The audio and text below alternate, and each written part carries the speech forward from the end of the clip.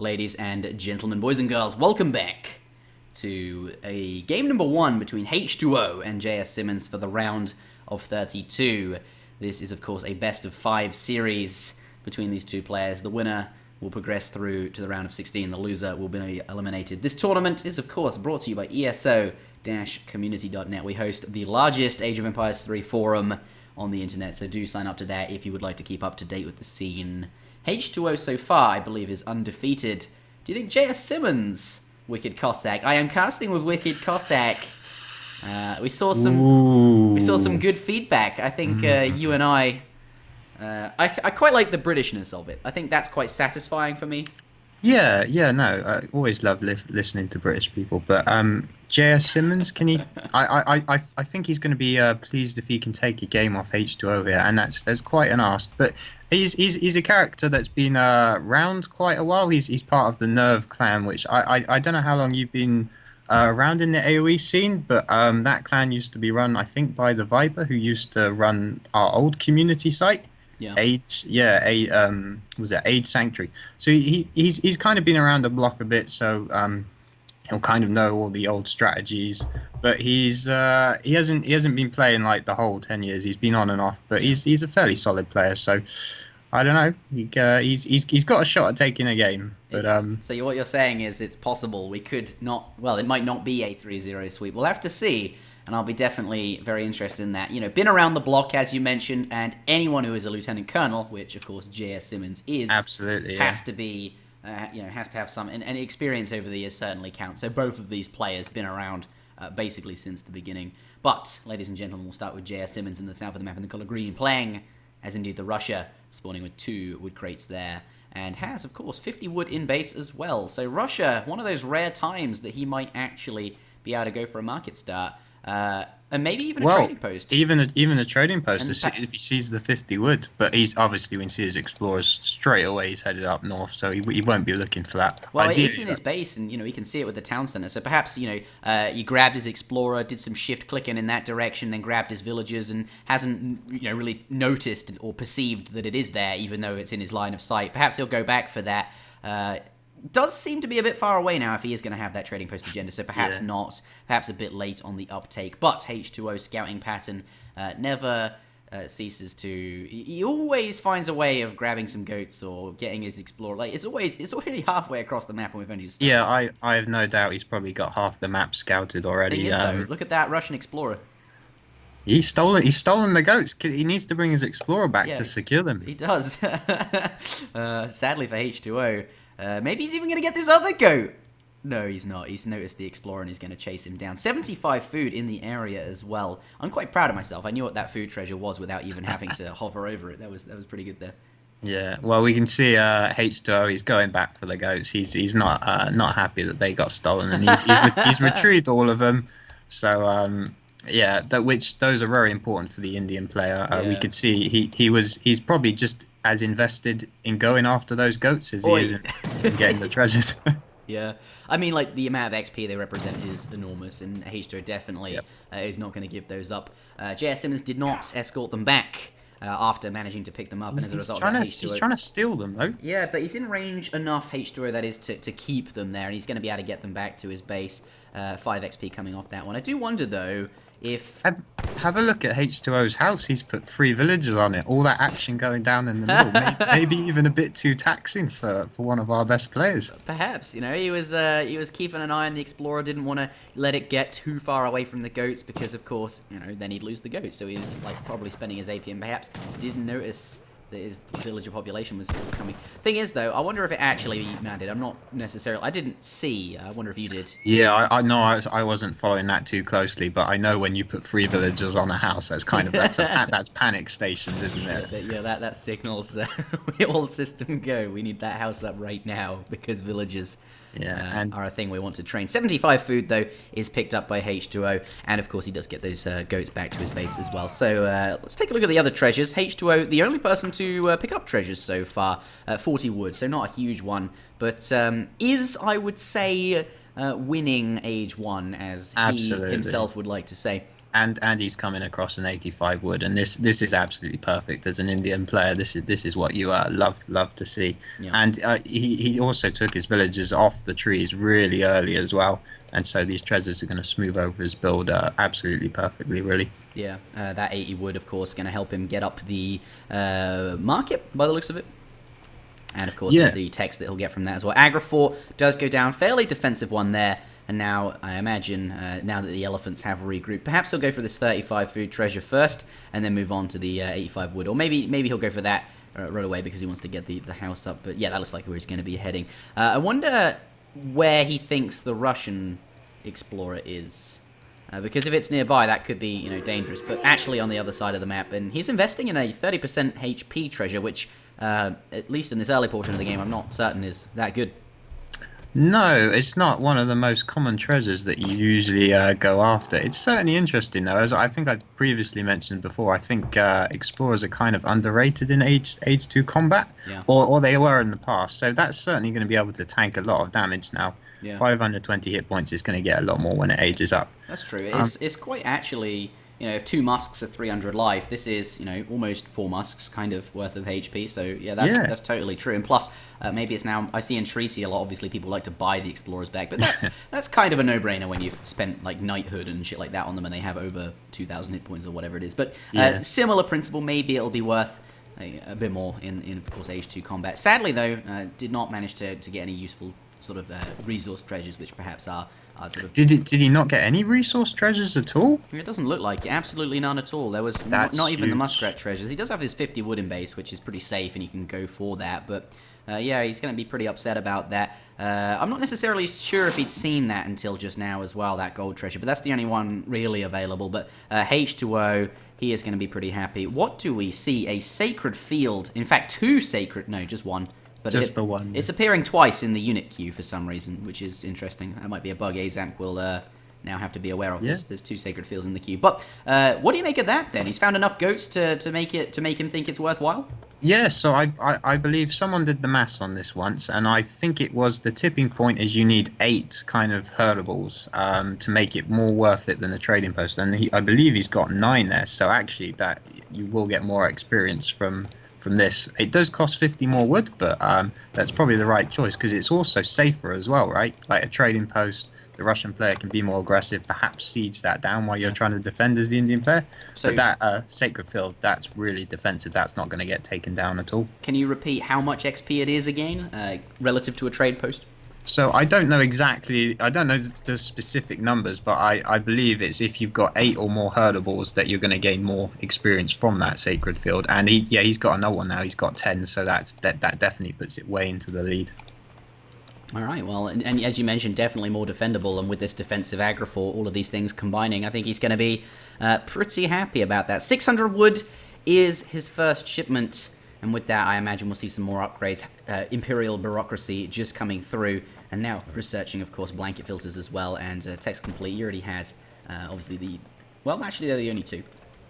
But the wood going to be useful for that. And, of course, the consulate and some houses as well, which he is now laying down. Of course, Russia is up to the next stage as well. And with his 400 wood, by the looks of it, has laid down a blockhouse, gotten his market up, and gotten the steel traps. And, of course, hunting dogs as well, with some houses coming in. But I do wonder...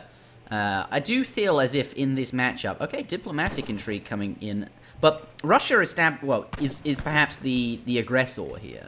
Yeah, normally Russia is the aggressor, and you'd see them place their blockhouse in the center of the map. But Jsimons, he's kind of taken a rather different approach. We saw in transition, he got the market, he got the trading post.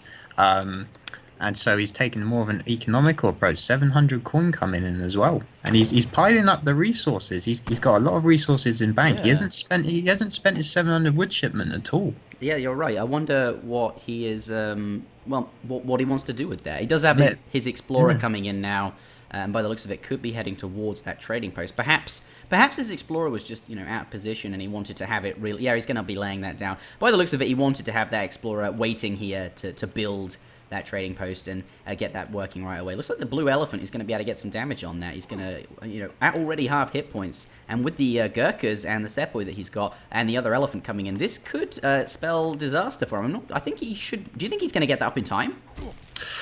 A stomp there, well delaying the stomp, construction as well. I think he's going to get there before it's fully complete. I think he could actually, potentially, it's going to be so close. You know what? It was that treasure that he got earlier. Oh, the hit point treasure. That actually managed to help him get it up. You're so right. Oh my goodness, that's actually such a clutch treasure. Yeah, that might be why I thought it was going to be so close when actually he did manage to kill him, because I'm anticipating Explorers dying a bit more quickly than that. But actually, the HP treasure that I'd forgotten about. Yeah, and now he's going to siege this down. I think what he was doing, he just had the Explorer out of position and wanted to build, of course, the trading post with that. And also maybe get Stagecoach as well, which we can't see if he's researching because it doesn't actually show up in the text being researched for some reason. I think that's what he wanted to spend the wood on. But also has deleted that forward blockhouse, I think, and is building the second one in base, actually. But either way, the wood being delayed, and that's only bad news for Jsimons.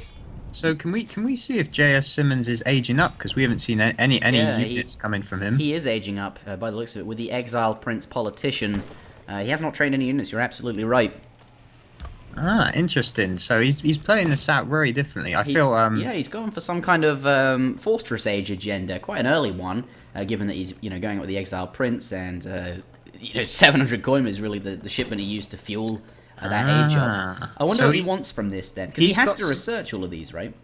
Right, he's got some interesting cards in Age 3. He's got the Suvorov Reforms card. Ah. So that's the one, of course, that turns all your Strelets into musketeers. That is interesting. It comes with the 2 Falconet card as well, which you follow it up with, and you can make a really strong timing around just having so many musketeers and 2 Falconets. The India, probably they'll still be stuck in this.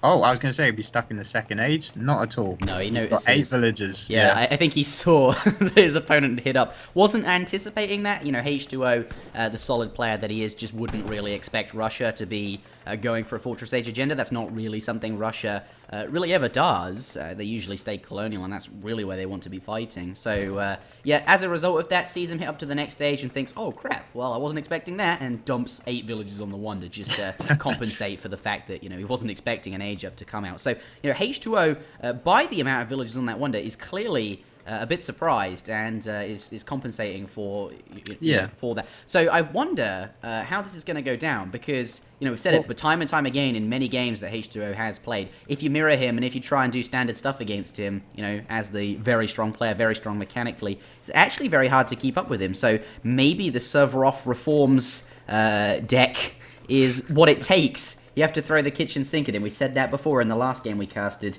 And this, we're saying it again here. But by the looks of it, investing in Falconets quite early on, and veteran cavalry archers as well. So do you think this is a self-reforms agenda? No. Having seen the cavalry archers at this point, I don't think it will be. And do you think this is good enough as well? It is interesting to see this route. Cavalry archers traditionally not the most desired unit. You don't usually go up to H3 to get them. Cavalry archers aren't too bad, actually. We've been seeing them used a lot more recently, and we can see H2O's elephants. Oh, little lag spike there. He's moving them around. He's trying to figure out what's going on. Maybe he thinks Jsimons might be going up to industrial, but he's just trying to have a look, kind of see what the unit count is. He catches a glimpse there of the struts, which might just kind of give him a bit of an idea what's going on. But I think H2O is going to be happy with his position. We saw while he was in Age 2. He got his eco really going. He got the 300 export. He's got the foreign login. So his economy is in a fantastic position. And he kind of identified what are the things I might lose to. Maybe 2 really early Falconets. And so he's got those siege elephants out. Made that a complete non-issue. And now he's just trying to figure out what's going on. The elephants were still poking in. Yeah. I think you're right. That's really interesting to point out. The 2 elephants. They were looking around. They were like, "Well, what is Russia doing?" He wasn't sure. He sees the Strelia. Maybe that does relax his mind a bit about something like a fast industrial. I mean, he could have gotten those Strelia from aging up. There is a politician for that. But since he got up so quick, he knows it was the Exile Prince. So H2O can eliminate all of these factors. As you mentioned, does get those siege elephants but what the looks of it, Jsimons. He has his Falconets posed in his base in a defensive position. They're sitting there waiting, ready for his opponent to come to him, and that's not going to win him the game. No, you wouldn't think so. He's I'm not into. There it is. Yeah, he's not entirely sure about his own strategy. So it's kind of hard to comment on what he's going to do if he's himself is not sure what he's going to do. Well, I think it's easier to speculate though when that happens, because then anything can happen. So there's lots of options here. So where do you take it as Russia in this position? Like he's now setting up his Falcon. Manchu have arrived as well. Okay, so that's why the Falconets are getting ready to push out. He had them posed defensively because he was waiting for the cavalry archers, the Manchu that is. So actually here has quite a large... here comes the elephants. They're still not sure what's going on.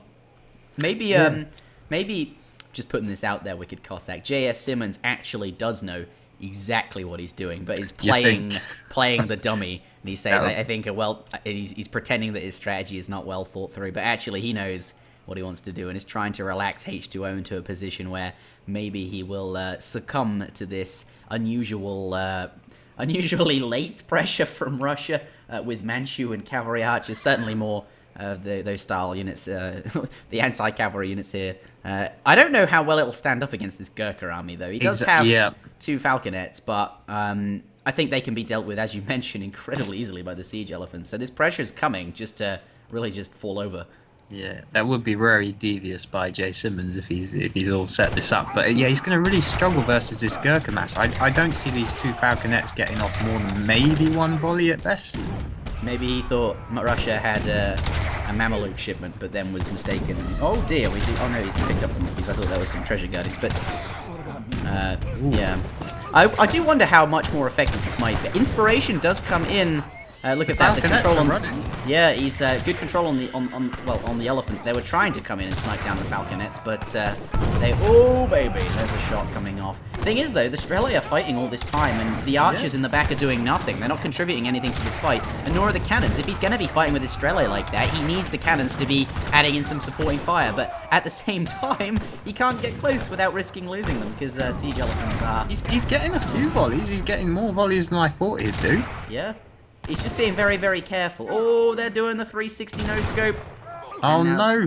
Oh, I think H2O had a chance there to pick one. Yeah, so he gets one of them, and I think that second one is not long for this world. It's going to go down really shortly. And they are now dead.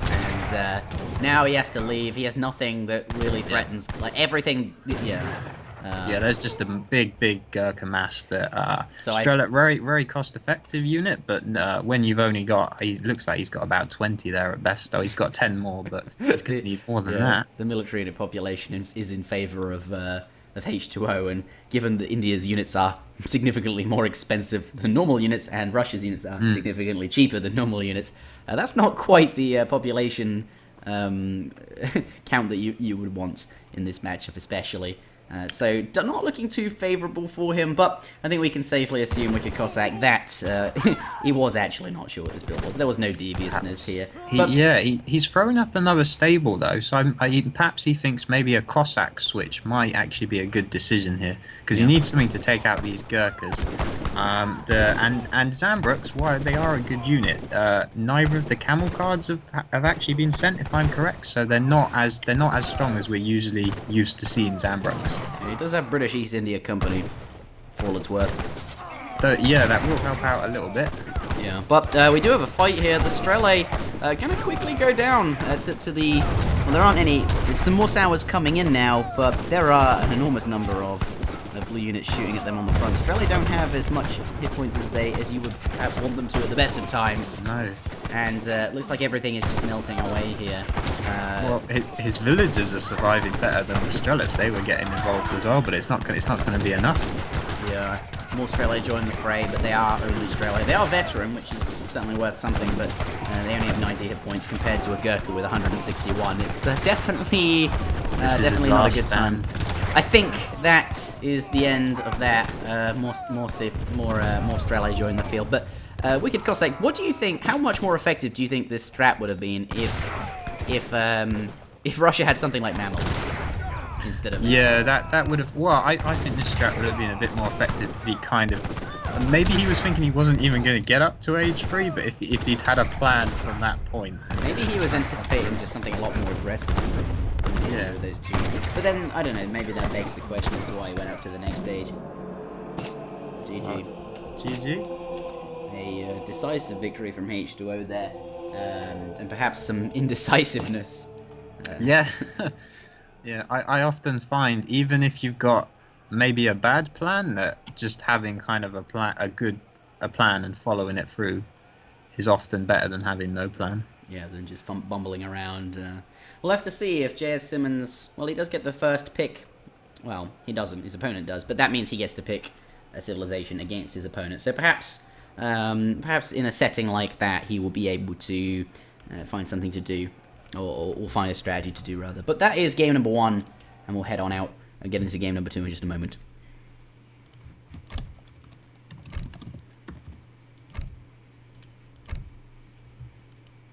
Well, that was that. Yeah, I'm just gonna check on. I think he was anticipating something. Actually, never mind. Just ignore me. Yeah, the lag looked a bit bad there, so I think that. I just want to see. I just want to check if it's me or not. Maybe if you guys could just like quickly host and just like spend half a minute to a minute in game, because I don't want to be lagging it up. I'm just talking with H2 now. Okay. If you're lagging, we'll have to get Crizzy back in here, which is fine, but. Yeah, because the lag's kind of an important thing. Like I noticed at a bit of points it was like a little bit jittery. Yeah. I saw that too. It wasn't but like.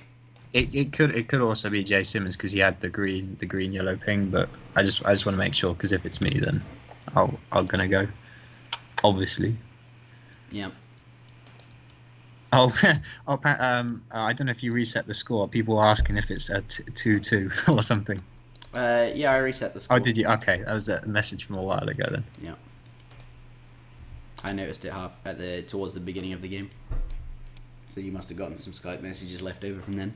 Yeah. Let's test lag with us. Yeah, I messaged him. Yeah. No, I'd love to stay for the other games. So hopefully it wasn't me.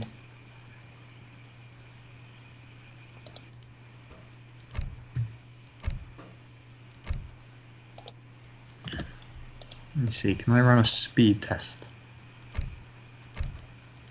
I don't necessarily think a speed test will reveal it. It's just like your ping to America and to whether a J.S. Simmons is. Sure. He's British, actually. Oh, right.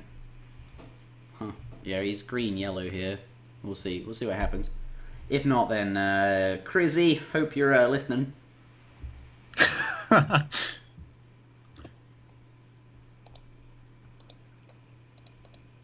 I can't believe we've not even finished 3 games, and this started at 2 p.m. British time, and it's now. It's crazy. This is like a day's work. This whole damn thing.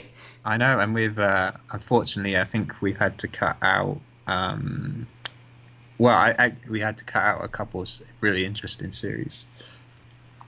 Yeah, I think this will probably be my last one. Casting like all these games in a row is very draining. I think we're gonna have more people up for it next time. we need a big rotation of casters, really. Yeah, we need to rotate them out. Like, I'll cast a game, and then someone will take my place, and then yeah. And then I'll come back in next, and the other guy will get rotate. Yeah, like they do on the big tournaments. You say it seems better, yeah. So H2O okay, probably under the impression. Yeah, that is better for them. Sadly, we'll have to say goodbye to WickedCossack. It was nice to, even if it wasn't the most, I don't know, the most to comment about in that game on the Russian side. It was still fun. Yeah. Have you got? Is Chrissy coming on? Have we got that all lined up? Well, I'm messaging him now, so hopefully he'll reply. Okay, cool.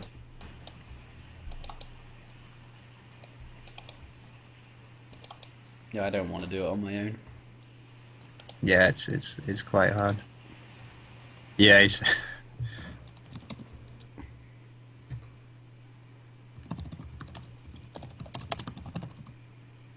I don't have Crizzy added, so I don't know. Is he online? If he is, can you send him a message on ESO? Tell him to check his Skype.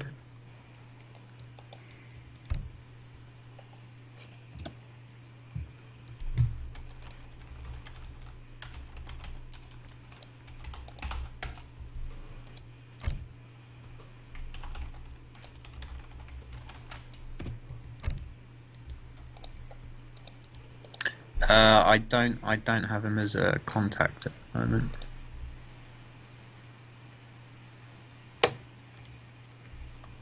Or the great Bramboni, we can have him fill in. Can we get some Bramboni PogChamps in the chat? Followed by Bramboozled with a... Is that a thing now?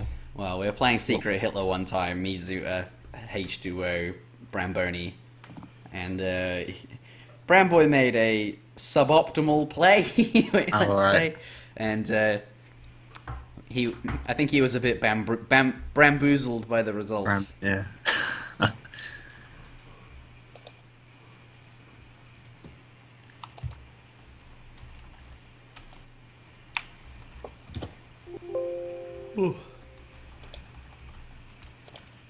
I'll see if I can find out what's going on.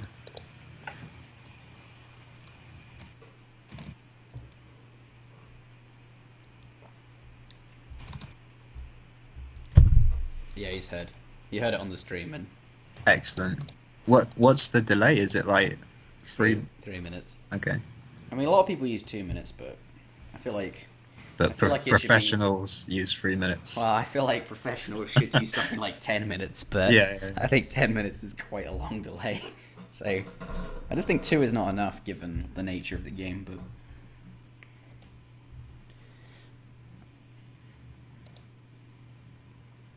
Stream sniping is an underutilized strategy in the chat. It's a bit hard to do in the tournament, stream sniping.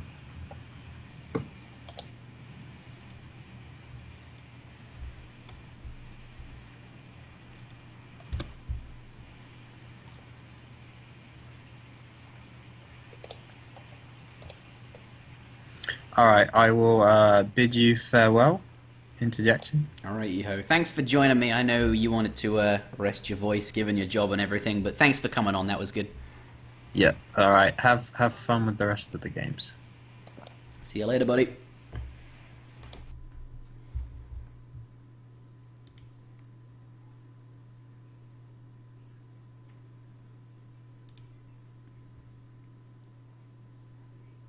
He is gone. Rip.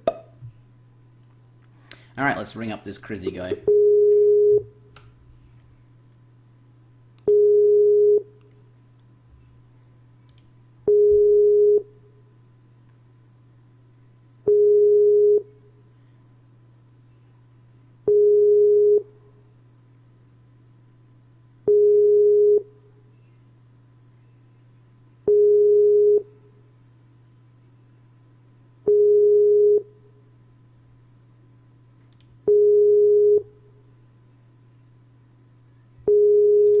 Alright, we'll try that again in a bit.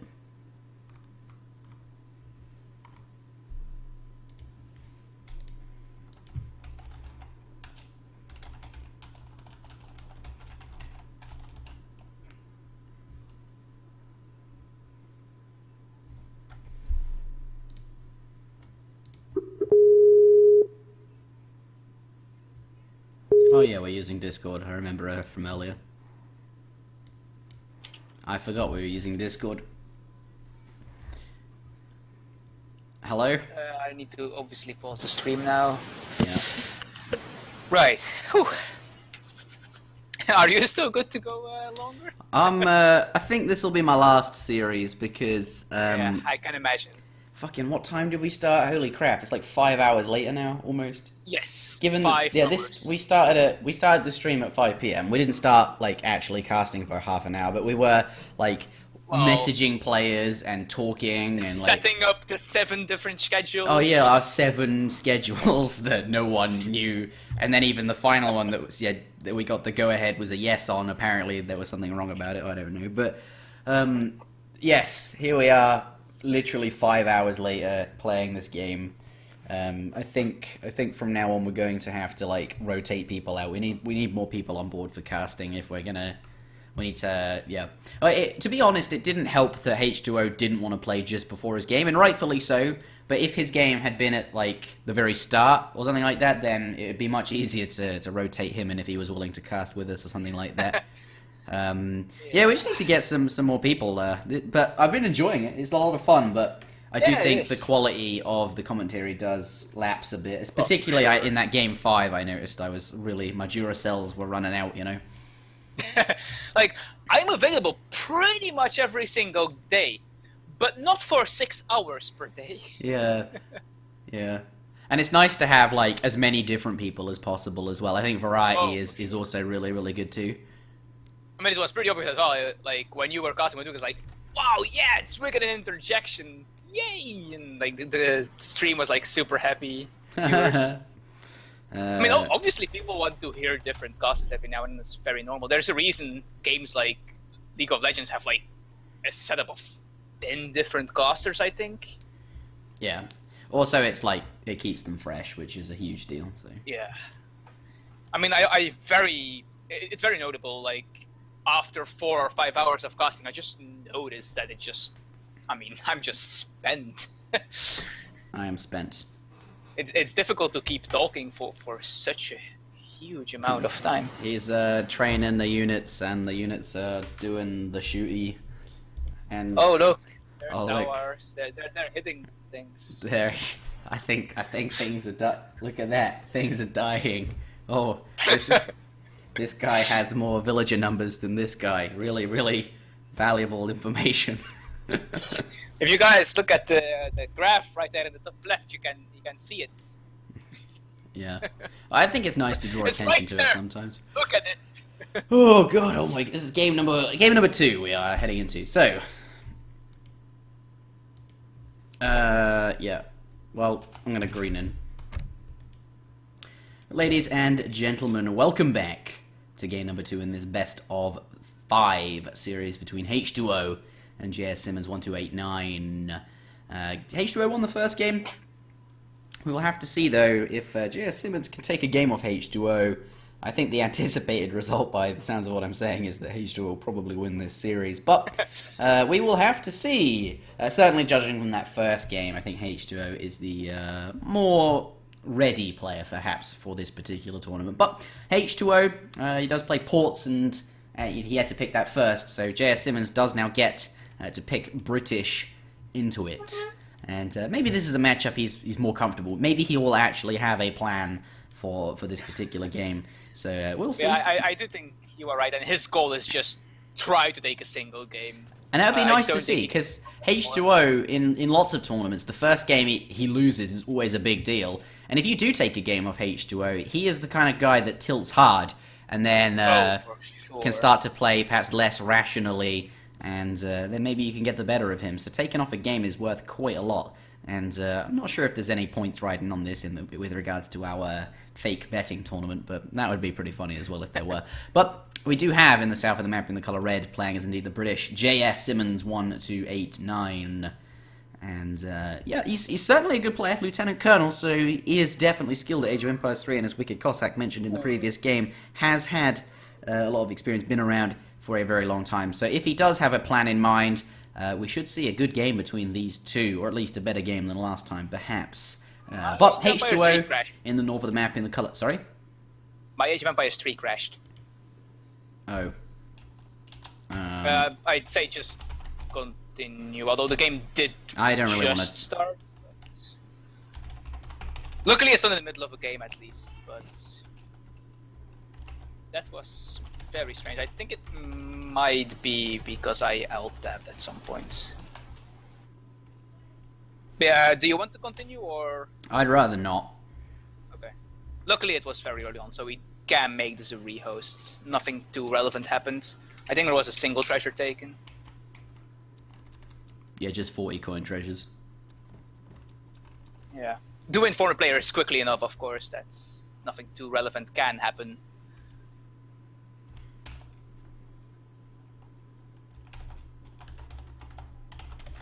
I think that's the first time I crashed during a game.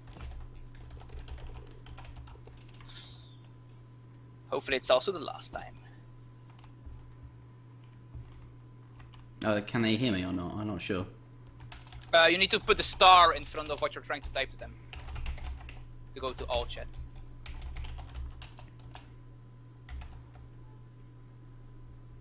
Did I not drop or anything? There was no window like that?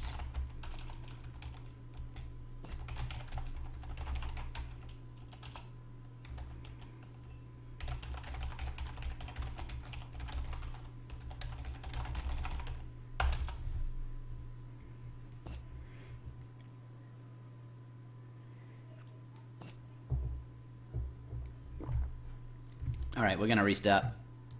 Okay. I do apologize for that. I'm not sure what caused. I think it's because of the alt tab, but Alright, well, don't do it again. yeah, I'll be a bit more careful. It's obviously, as the co-caster, it's my job kind of to alt tab during the game to make sure that there is no problem like overlays being up and such. Yeah, overlay's but... fine. It's definitely off, and I'm not putting it back on. Yeah, but yeah. I'll wait a couple more minutes into the game, then it's usually quite safe to alt tab.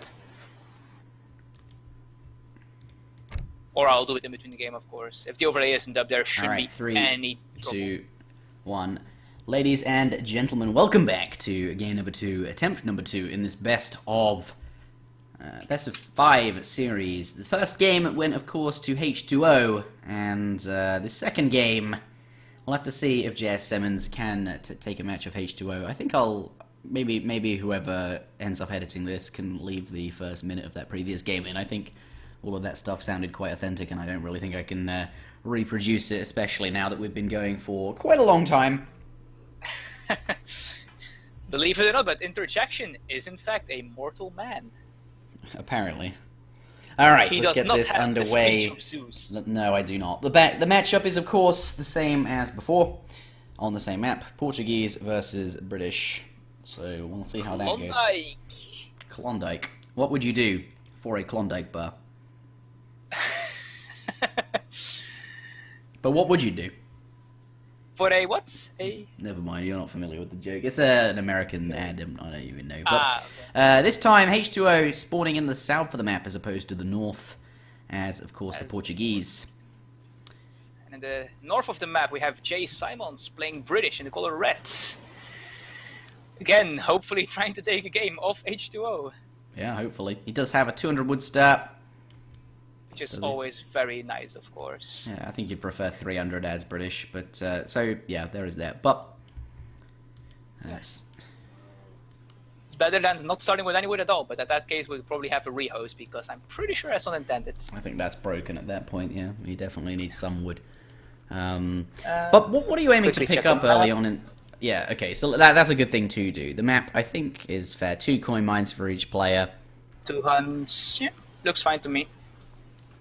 Alright. The third hunt is maybe a bit favored for Jsimons, But okay, so this map, as we discovered earlier in the stream, is only filled with these small muskrat treasures. So 40 coin, 40 wood, over here 40 XP, just those tiny little ones, 50 coin there, 40 food, just all over the map are these small little treasures. So really the best civilizations to play on this are ones with multiple explorers. Neither civilization here has multiple explorers, but really you're looking to just pick up as many of these as you can in the most efficient manner possible.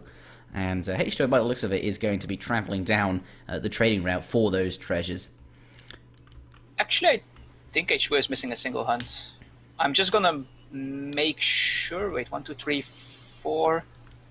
1, 2. Yeah, he's missing a single hunt over here in the corner. Right. What do you want to do about that then? I suppose we should rehost. Um. I'll just inform them, ask them. Well, you can tell him. Good job you picked it up. He says he'll take it. Okay, he'll take it. Okay. So we'll just continue then. Alright, I thought he'd do that. I think he's pretty happy with this. Look at all those treasures he's picked up. It's Absolutely also a bit enormous late, number. of course. Like, his opponent has only found 2, right? And one of them was a food treasure, which is still valuable, especially early on, but just H2O picked up an enormous number of these. He's going to be pretty happy with that. Also, you know, it is his 5th hunt that's missing, so it's obviously not the worst, but I do like informing the players of it just in case. Yeah, definitely something they to do. don't feel I do have a comfortable treasure with it. contention. Not much of one. I think Blue is pretty able to get that. Yeah. No, he did no. Having said that, though, he Jsimons does pick that up. It is only 40 food, so it's not particularly. Advanced trading post has arrived for H2O. Makes sense, right? Hey, because This map, that is a definitely a useful cut. Given the ridiculous number of shipment. trading routes there are, absolutely, very, very valuable. But what else have we got here? Do you think, Crizzy, that he might go for that early Nootka at ATP Rush? it might be an option on the cards. Just like right here. Yeah, that's it. With a barracks as well. And he's going to be. We can clearly say that it's and not his the towns- case because he does not have blood brothers or native tribe settlement seaport, whatever the hell that shipment is called. That gives you a shipment of native warriors. All right, never mind Native that. treaty, I think it is. He does, however, have advanced arsenal, and he might be able to get that archer upgrade. Anyway, we do see him laying down a trading post. Looks like Jsimons is going to find that explorer and harass him a bit, which isn't too good, because if he wants to get as many trading routes down as possible, he's not going to be... I mean, he does have the trading But post up, now and that has he's a not 25 working. ranged attack. So actually, this is actually that's actually really nice from the fact that it has that. Yeah, but- on this map, I mean, look. He says, "Oh, okay, bye." Yes. Oh yeah, villager. He There's wants even a villager there building a DP. Yeah, you On want to this get map, them up as on soon as top possible, is right? just- Because you're also going to be getting that stagecoach upgrade, and the sooner you get it up, the sooner. Because if you like, as soon as stagecoach hits, you get a big batch of XP at every single trading post. So you want as many up as possible before stagecoach hits, which I imagine is something that he is either researching now or absolutely will start to research soon. Looks like he's going to come in and harass the explorer a bit before the TP gets up, but now that it is built, he's not going to be able to continue to do that. So providing he can, he can stay near these trading posts, it'll be absolutely okay. But no This is very smart. Nootka rush. Yeah, he's going to pick one up there by the looks of it. But Of still, course, it's Portuguese quite far fans away didn't from his base, wagon. and that town center is going to go, I imagine, in a location. Somewhere here. Yeah, and like it's just going to be very hard for Simmons Here to it was hold a on bit to more that, perhaps. defensive. Yeah, that whole trade route is down, but certainly no Nootka, nothing like that. And ATP, definitely a very good shipment, currently in the meta for a lot of civs, and I think Portugal and Spain are the two that can get away with that perhaps a bit more, due to one having more XP and the other not sending the villager shipment perhaps. But ATP agenda on the cards for Portugal. What, however, does the British have? I imagine we're going to see his first shipment arrive any moment now. Course of Whoa. 700 wood for H2O.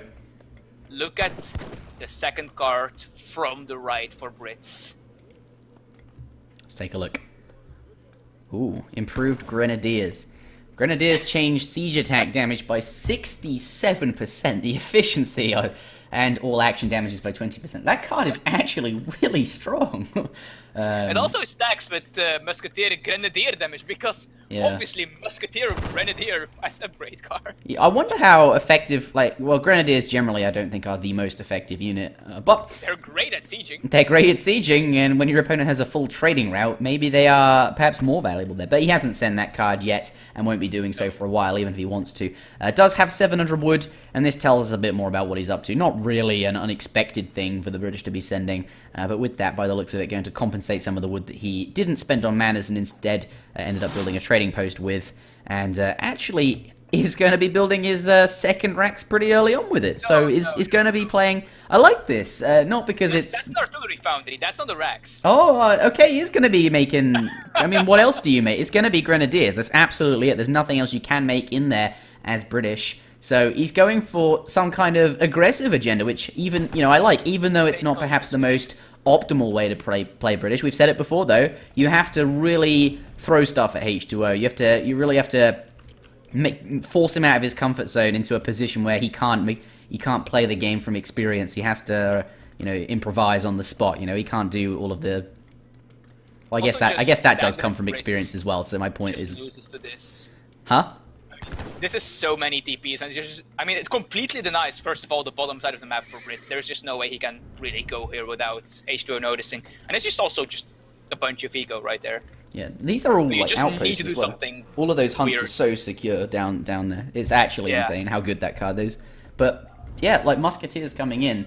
H2O hasn't seen the artillery foundry. Sadly, only 2 Grens coming out. But yeah, Musketeer army He's of also just H2O really good against Musketeers. is coming back in. Let's take a look at the units in queue if I can actually click it. We do have Musketeers for the Portuguese player, and of course he does have his Minutemen still available. He needs to... What do you think he's waiting for? He needs to keep pushing that stable. I think he wants to wait for another batch of Grenadiers. Yeah, I think so. Like, these but- things have 400 hit points against ranged attackers due to the range yeah, resistance. due to the 50% range It's resist. ridiculous. And if you send the... Oh, there's the improved grenades card, by the way.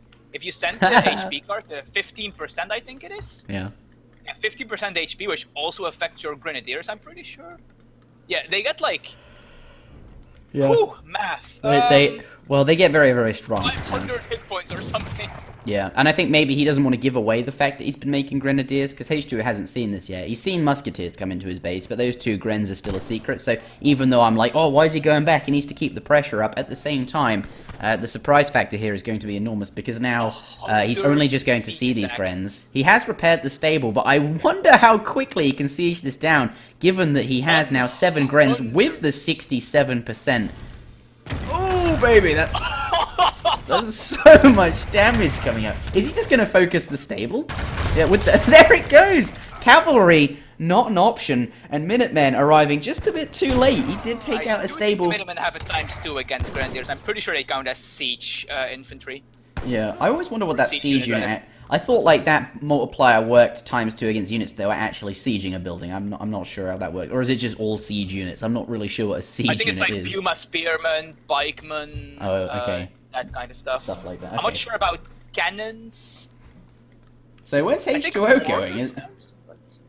I guess he's like, oh, you have a forward base and are making grenadiers. I'm gonna right-click your DC. Yeah, but like, surely if he goes away from... Well, actually, maybe he doesn't really care about his town center too much. He has a second one of those, and there's only 2 houses in this location anyway. I don't think base racing is a smart plan for H2O. Grenadiers are pretty good at base racing. They are pretty... That's what I was about to say, but... well, I was mentioning, he's like... Okay, so...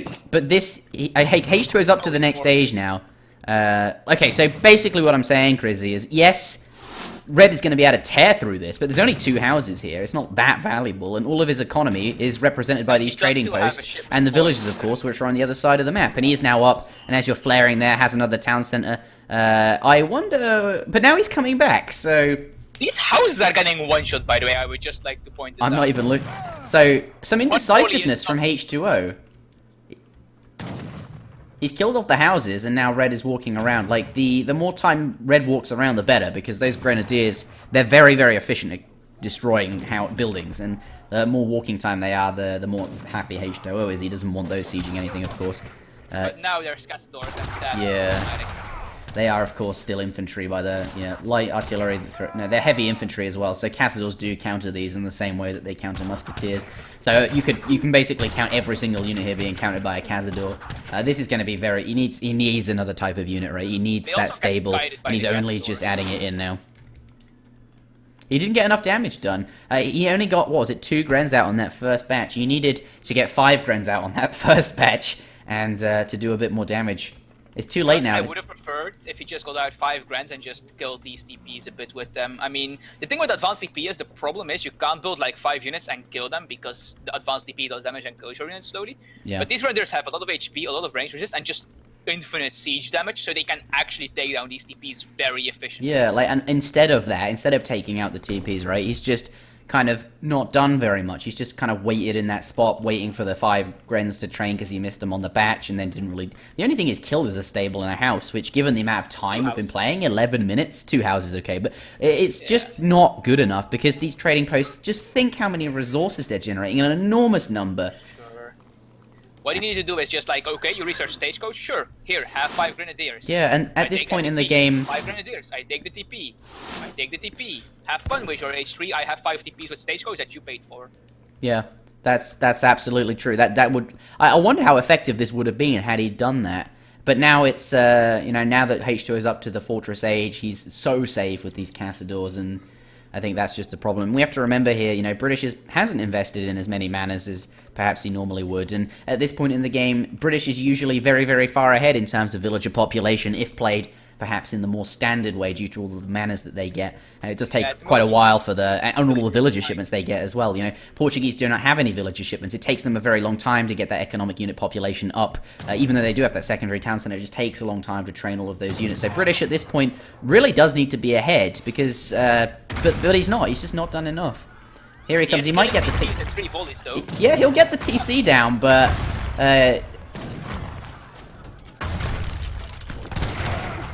it's not enough, right? Villagers here, I guess this would work if he doesn't completely die. I think he is going to completely die, though. Where's he going to go, though? Those Castadors just going to kite him. H2O might even split off some Castadors and cut him on the retreat. I mean, if these Grens can get like a couple of grenades off this match, would work because they just do a lot of damage. Yeah, and but the have problem spam. is they just don't have enough range, right? Like, a couple of grenades are coming out, but Cazador's able to kite them back. In fact, even these Musks and Expo is able to adequately kite them back. And here you can now see him trying to walk up, but H2 are going to cut him off.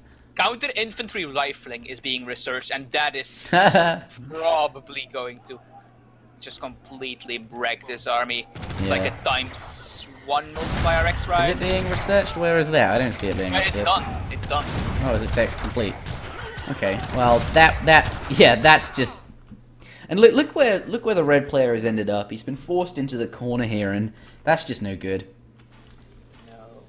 Well, it is somewhat an escape route, I suppose, because it leads to his buildings, but it's just so messy. Yeah. In the meantime, H2O gathering away on just basically this strip that he has built. And let's take a look at the hunt situation for Red. He's now raiding with his villagers. He's gonna finish that up. But when this is his hunt, He does get it. He kills the village. he does get the village. Yeah, but there's a stable nearby in that location. I imagine the next batch of hussars will be heading to those village. And Red really needs to secure some. We do have a bit of a combat though. The hussars engaging there on the muskets. It's not too good. They're in hand combat, but the grenadiers really strong against musket, really strong against heavy infantry, but sadly very, very weak to hussars given their lack of resist. Yeah, just Jsimons, and that's it, right? Like, British at this point, he just can't catch up ever with all of those trading posts and the fact that your opponent just has more town centers than you, like one even being replaced He here. actually wasn't behind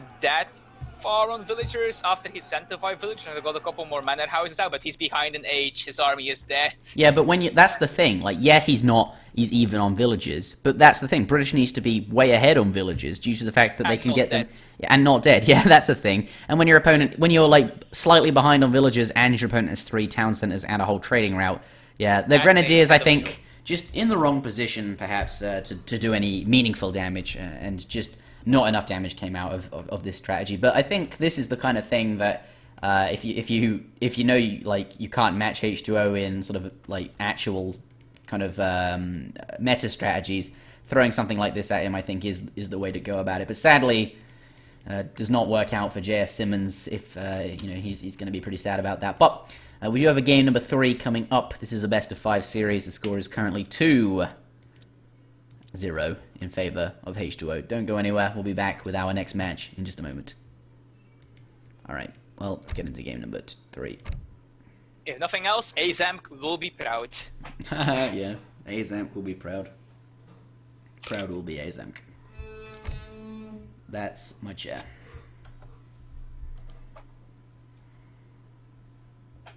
Four shots to kill a TC. Yeah, pretty funny.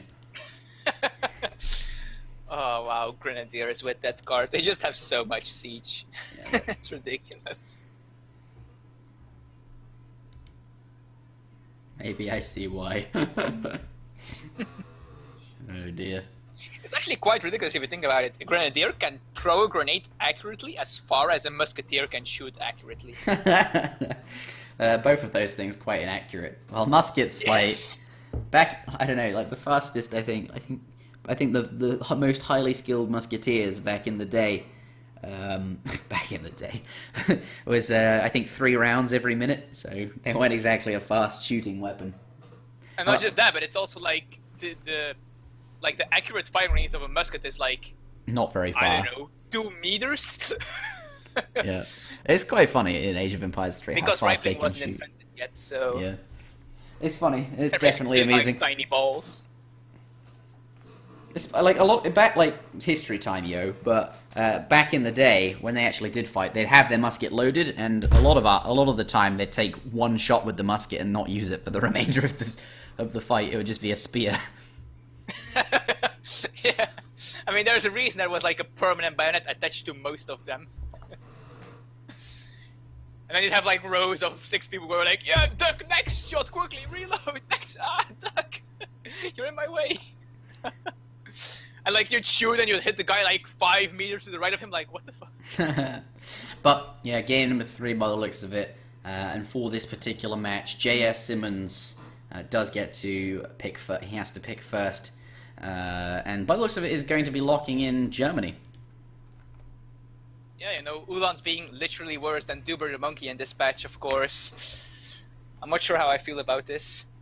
They're not literally worse than Duber the Monkey. I mean, like, Duber has more HP, but... but like, that doesn't mean that... Does he actually? That would be ridiculous. Wait, surely not. Like, how can Duber possibly be better than her? Man, he might actually have more hit points. How sad would that be? How many hit points do Ulans have now? I don't know. It can't be less than Duber. I refuse to believe that yeah. Ulans have less HP than Duber. Alright, well... But that's jokes, and so many people whine about Ulans. Game number 3, ladies and gentlemen, welcome back to this best of 5 series between H2O and Jsimons. It seems Germans was... Oh wait, no, I think that was well, he's sarcasm. greened I'm not in, very so- good with sarcasm, so... No, he's locked in with the Germans. Well, he's accepted the match anyway. Game number 3 in this best of 5 series. This is match point to H2O. Can Jsimons pick up a game off H2O is the question. And I'll have to see. We'll have to see what he has in store with the Germans. I think, Mercenaries. Wouldn't be surprised. do you think so? That'll be interesting. We'll have to take a look at his deck because he's been throwing perhaps unusual stuff at his opponent. So let's take a look at the German deck here. I don't he has Oh, he hasn't selected in that, the yeah, of bottom course. left, we have H2 and the color blue playing British. Absolutely. While in the top right, we have Jsimons and the color red playing Germans. Yeah, From and Manchuria. oh, pardon me. No, don't start like Tibia, please. Sorry, Tibia. Let's I see, don't 400. understand that reference. H2O though, I also with Tibia once, and he was very literally tired by the running sounds of half it. the time. Yeah. Map seems fair. I don't see any missing hunts. 1, 2, 3, 4. 1, 2, 3, 4. Yeah, seems good to me. Okay, yeah, map is fine. All right. Well, H2O doing the. We take a look at his scouting pattern. He comes straight towards the middle of the map, and that's where he's likely to find the cows. Does kind of dodge these two here that he, if we flare them, did not manage to pick those up. Was just out of his line of sight, and then sweeps back across the side, and then is going to head back down again. Is by the looks of it scouting out on the way home with another yak, and if that comes across a yak, it won't convert, but at least he'll know it's there. But by the looks of it, H2O, after sweeping to the side, is going to walk towards his opponent's base and perhaps catch any cows that are kind of returning from that direction there. So by the looks of it, we'll take a look at how many cows he has. He's got 3. His opponent on 0, so doing a really nice job on the cow collecting. Crizzy does, though, 5 cavalry speed. Is that really good? I mean, I'm sure Germany would like their Ulans to be as fast as possible to raid as much as he possibly can with them. Yeah, They would be able to be called by other Hussar, so... It's true, and also in really like fights, that. right? Like being able to get your cav up close to the units they want to kill faster is always valuable because then there's more time utilizing their high hand damage. But I do wonder how valuable that really is at the moment. Of course, yeah, they are, but you can crack shot them down. That is a thing. But at the same time, deleting the cow. 85 wood treasure is perhaps better. Yeah, cow does go down. Yeah, 85 wood is of course really good as well. There's also a construction team I spotted here, also with the 3 Mongol riders, of course. But yeah, those are mostly treasures they will be picking up with a standing army probably, but if they can get those, especially the 5% speed, I think would Qualified be to very build war huts and stables. Is that like you get a wagon, don't you, for that? Yeah. I see. Qualified to build out. I mean, obviously you can't realistically raid those. We do have a bit of a contention here, though. There's 90 wood in this area, and H2O is aware of that. And by the looks of it, yeah, but this is the one they're going for currently. I don't know if H2O necessarily has a crack shot available. No one's going for it, but H2O, if left, will lose this fight because the red player does have more HP in this. I don't think they're going to fight that whole time though. Maybe he's like gonna stand long enough for the crack shot to recharge, snipe the treasure, and then grab it. I think that might, yeah. So you're gonna have to pay close attention here. It's gonna bring a villager in. I think that's actually a very, very worthwhile thing to do here. 90 wood is a lot of resources, and the villager seconds lost, I think, is worthwhile. Also, that 10 hand damage that he does add into this fight is going to be very valuable, and he's going to be able to pick up that treasure. That's more than the Explorer. Yeah, it's way more than the Explorer. It's like 40% more, and as a result of that is swinging the tide, forcing the red player to move around, and every time he moves around, he's not doing damage as well, so Well, Yeah, if he's not careful, he could actually use his Explorer here. yeah, there is that. But let's take a look at, Jsimons not aging up yet. He's got 900 food. Maybe all of that Explorer Micro. Yeah, H2O does pick it up, but almost 1,000 food. He's focusing on his Explorer a bit too much, and he's going to lose it as well, and age up incredibly late. When he notices that, he's probably not going to be too happy. I wonder if he still has villagers in queue. We'll take a look at the units in the queue. He's just 300 food late. He's going to be... look how far British is ahead of him. Absolutely. And it was even his crack shot, so now H2O has one for this 85 wood treasure as well. Yeah, so what, red crack... I think we can decisively say that with 5 yaks, that treasure, the Explorer kill, and his opponent aging up late, H2O is decisively ahead in this age 1 here. And British... For it, but I don't know the exact number. Yeah, 85 wood as well. Like, he's so many houses are going to be built out of this, and he's going to be aging up with the 500 food as well. So, is basically, the most efficient age up he can get, unless the tower's going to be useful. But by the looks of it here, that 500 food is going to allow him to be able to create villages for longer, and therefore gather more wood and just get even further ahead. But the stable does come down, and it looks like we're going to see a Hussar start from British to do some raiding, whilst, of course, he does build, of course, manor houses and get his shipments. 700 wood, I imagine, will be the first one, but we will have to see. Germany, though, still aging, and that is not too good for him, right?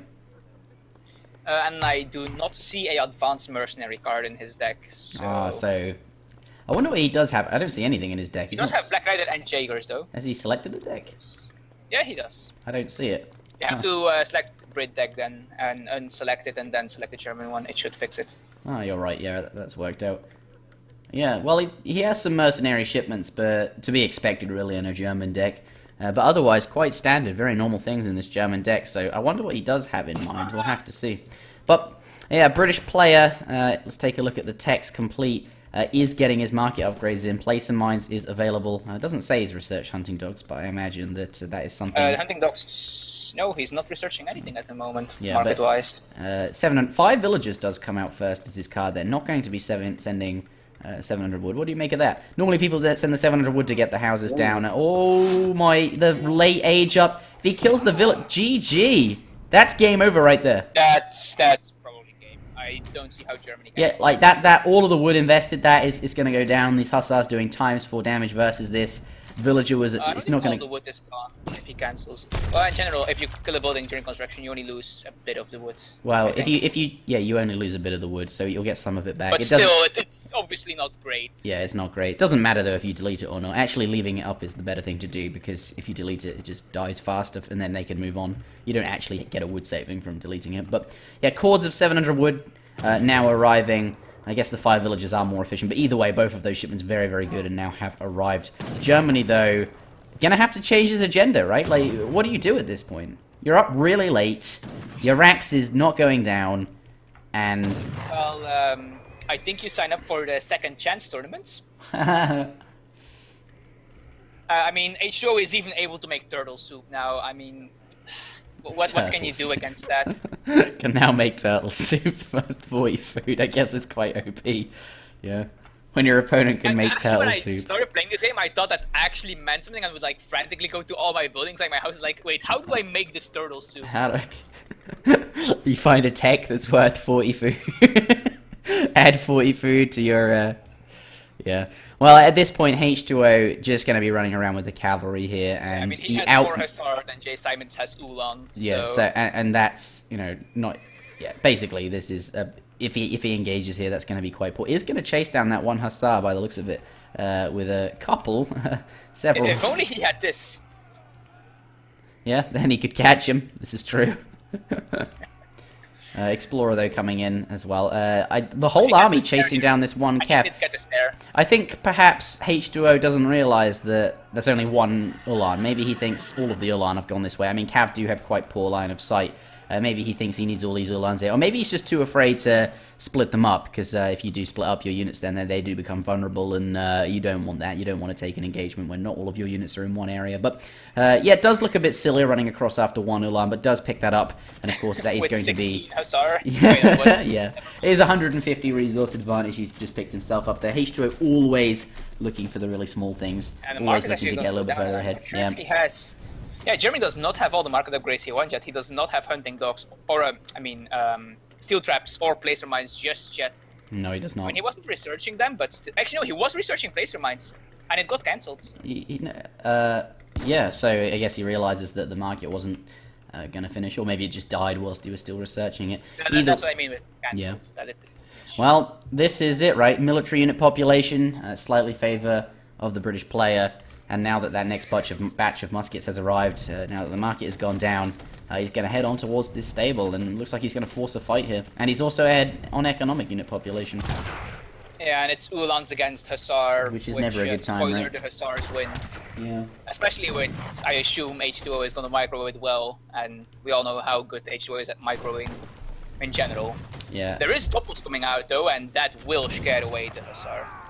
It will. Going into hand combat there, the musket's then switching back, and just being very careful, you can see. Yeah, he sees the doppels now, and perhaps it's time to leave. He wants to get as far away as he can from those, because the cav, if they get up and close on the muskets, and then the doppels get there as well, that could be goodbye musketeers. So perhaps once you get that musk mass going, they are very, doppels and something like that isn't really going to be much of a threat. But with that many muskets here, Unless of course. But... yeah, he's not going to take any risks, right? He knows he has the superior economy. He knows he's playing British, and he knows he has more yaks than his opponent. And as a result of that, he's built a livestock pen. He's going to wait for that to come to fruition as well. I think. And he realizes that he killed his opponent's market. He doesn't necessarily know if his opponent doesn't have steel traps and placer mines, but H2O does know that he has steel traps and placer mines, and as a result of all the other things I just mentioned, that superior economy is just going to wait for that to come to fruition. That's a desperation, I guess. Yeah, and I think maybe that's the right thing to do. Germany has to make something happen, right?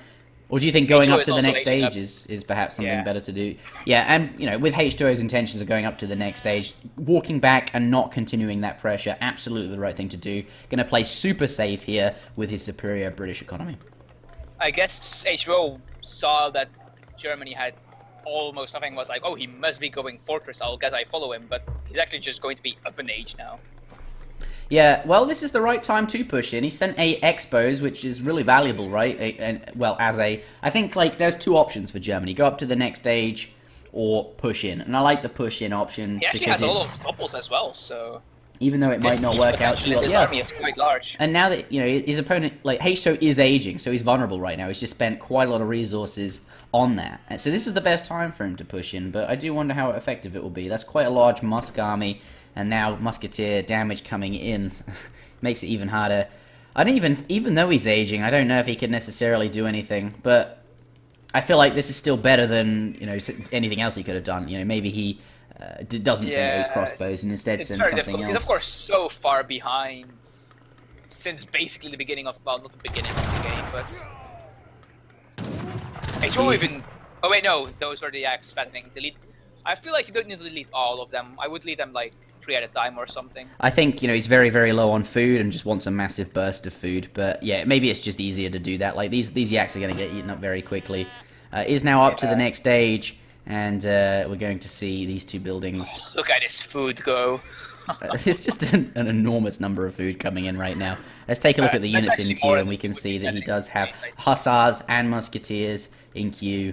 And I imagine he'll be getting that Fortress Age shipments in as well. Two Falconets, certainly something. Minutemen are coming out. If these can get in the lead, that would be huge.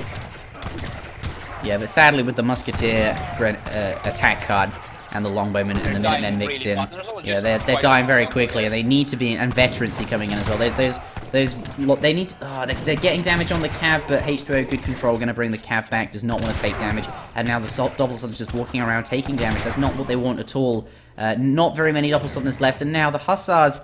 2 Falconets. That's it, yeah, I was expecting this. There's no way. Oh, executed that. That poor Ulan. Yep. Wow. Yeah, but the Hussars chasing these units down, no Doppels left, and even if the Doppel did turn around, there's enough Hussars here to do that. Tracking down the army before it gets too far, snaring them here, and just gonna finish up everything here with his army, which is Musketeers and a few, obviously, longbows that he got for free.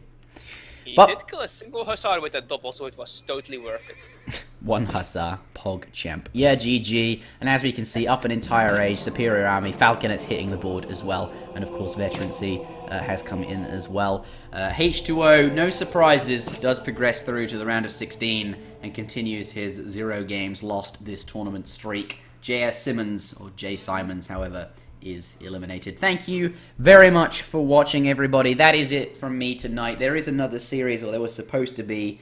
I think it's Lord Raphael versus... No, it's not. It's Irish Faithful. I don't remember who it is, but it's Irish Faithful versus Soldier. For me, so... Yeah, and for me, it's like we've been casting for 5.5 hours now. I don't physically think I can do any more. So if someone wants to pick up the bat and do the H, I think, and cast the... I don't know who it is. But yes, thank you very much for watching. This tournament has been brought to you by ESO-community.net. We host seasonal tournaments, all with cash prizes, all donations received on this stream. Thank you if you do that. They're very, very generous, and all of that does go towards future prize pools, and those are really what allows us to keep doing these more regularly. We also host the largest Age of Empires 3 forum on the internet, so do sign up to that if you want to keep up to date with the game. Bookmark our site, ESO-community.net. My name has been Interjection, casting alongside... Chrissy, 10101. 1010101. I love that bit. But we are done for the day. There might be more, so stay tuned. I'm not certain, but I'm going to